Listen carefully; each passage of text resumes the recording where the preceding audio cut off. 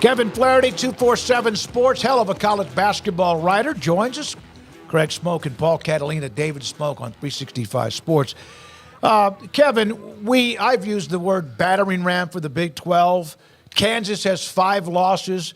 The winner of the conference might end up with, my goodness, 5 losses. I don't know. Is it even more competitive than you thought when the new 4 arrived and we saw this season about to start?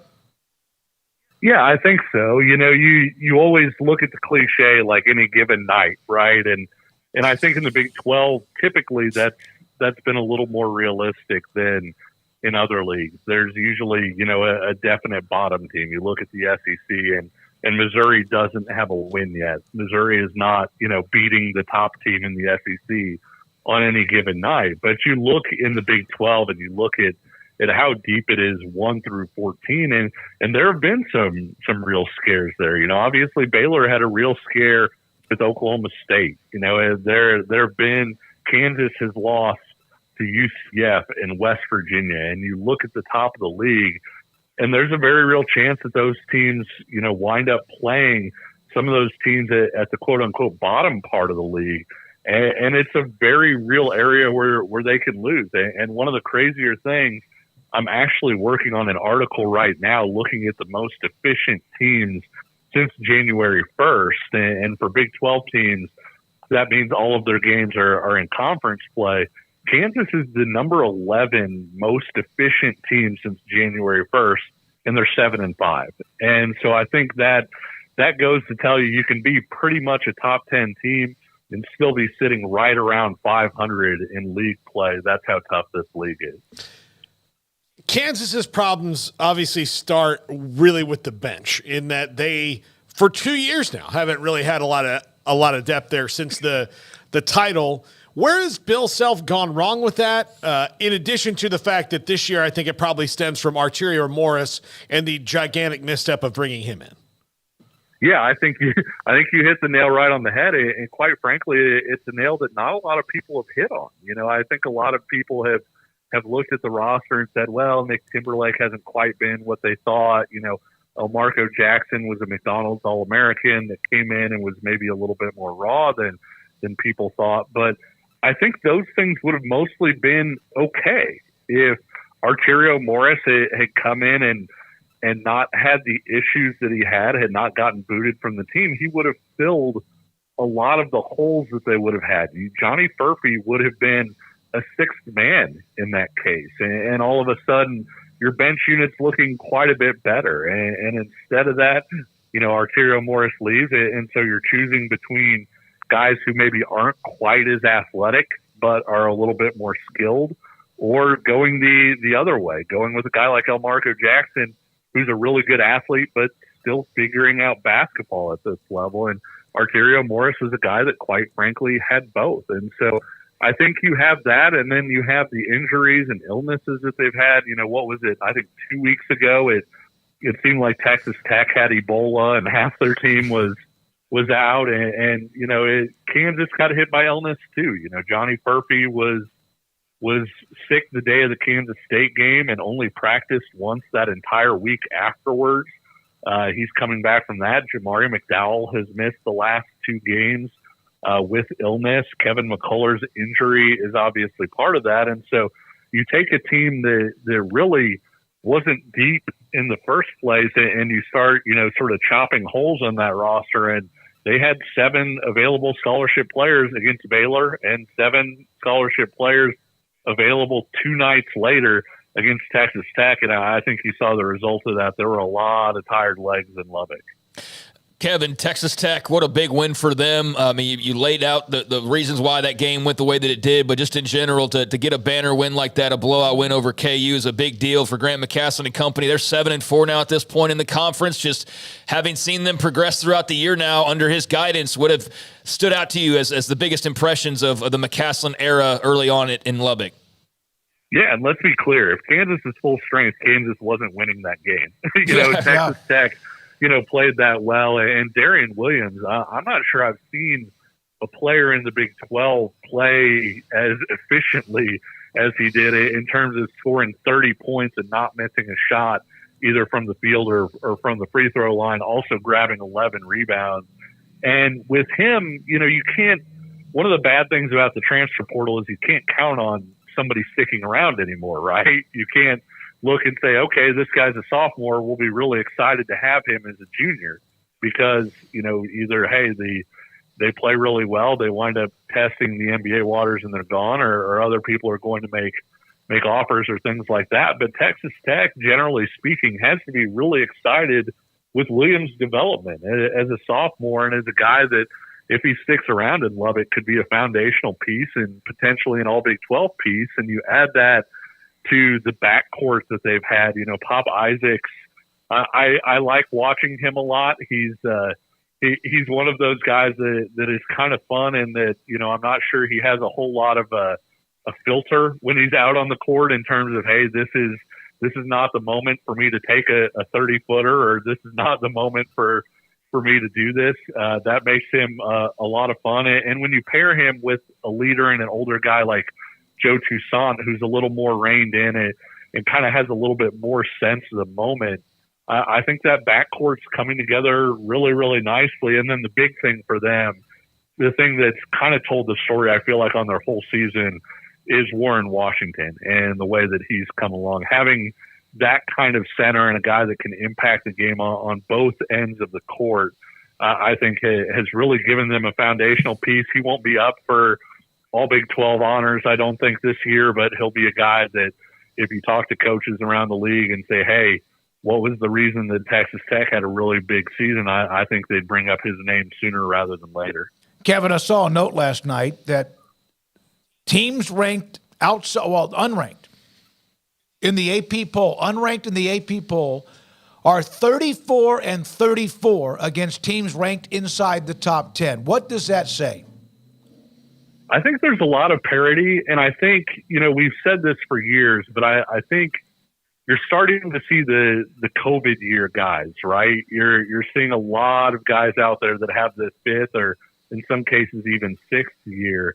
And so I do think the transfer portal causes some of it, and there's movement and all of those different things. But I think the other part of it is just the fact that you're seeing a lot of guys that have played an awful lot of basketball spread out throughout the country. And when you have that, you can't take a night off, and you can't look at a schedule and say, okay, here's the easy part of our schedule. We've got Houston and Baylor coming up next week, but this week it's only, at West Virginia or at UCF. You can't do that because even those teams that are struggling, they have some guys that have played a lot of basketball. I think one of the reasons Oklahoma State struggles so much is just their pure youth that they have and compared to everybody else. But you look at that UCF roster, you look at that Cincinnati roster, you look at BYU roster, there are a lot of guys that have played and started a lot of basketball games, have played in a lot of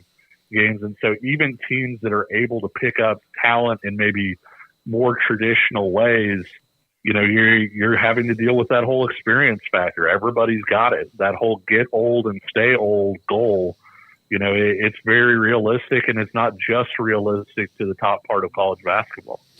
Kevin, can you explain Oklahoma to me? They're, to me, the toughest team outside of maybe Texas, who makes no sense that they should be way better than they are. But Oklahoma, I just cannot get a read on them. Like, how good are they? I know they're a good team, but I don't know how good they really are.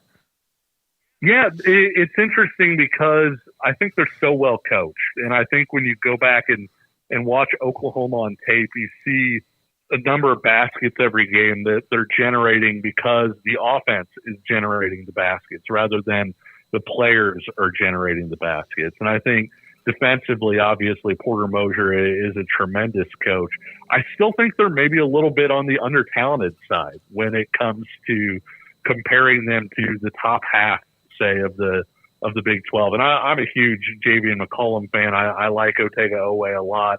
I think they have some interesting pieces there, but I think that they're in a spot maybe more than a lot of other people in that Baylor is so talented that every once in a while you're going to score because Jacoby Walter just gets you a basket, right? Or Ray J. Dennis has old man at the Y game and goes and is able to score. And Oklahoma doesn't have that as much. As much as I like McCollum, there's a lot of pressure on him to generate for other guys. And I think when Oklahoma doesn't execute, it looks really, really bad.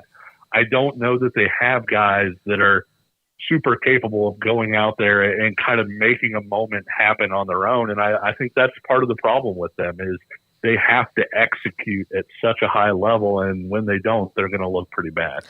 Kevin, Baylor blew out Oklahoma last night, and my goodness, Jaden Nunn was great. He really was. But do they go as far as Jacoby Walter if he locks in as the alpha, or do they need him to be an alpha? I don't know if they need him to be an alpha. I think there are a lot of interesting questions around Baylor. I think, for one thing, we talked about Ray J. I think Ray J is such a fascinating fit with this Baylor team because I think Ray J is very deliberate in a lot of the things that he does. And I think that this is a Baylor team that outside of Ray J. Dennis really is probably at its best when they can get out and run, right? You look at how good Jacoby Walter is in transition. I mean, I don't know of a whole lot of centers out there that run the way that Yves Missi does. And so, it's a little bit of not quite maybe a hand-in-glove fit, and that's not taking anything away from him. He's a really good player, and he does some great things. I think that's part of the question. I think you're not sure on a night-to-night basis what you're going to get from Missy. I call him Hurricane Eves because he's a guy that, you'll notice for the wrong reason or, you won't notice him at all for a stretch, and then all of a sudden, he'll have 6 points and 5 rebounds in 2 minutes and, block 2 shots. And you say, my gosh, this guy's the most talented guy in the Big 12. And so, I think they've got players like Jacoby Walter and like Yves Missi that can go in and change games with, sort of individual talent and individual brilliance. I don't know that it needs to be Walter consistently. I do think they need him to show up consistently. But I think that, obviously when you look at last night's game, gosh, how good would Baylor be if Jaden Nunn was anywhere approaching that on a night-to-night basis? Mm-hmm.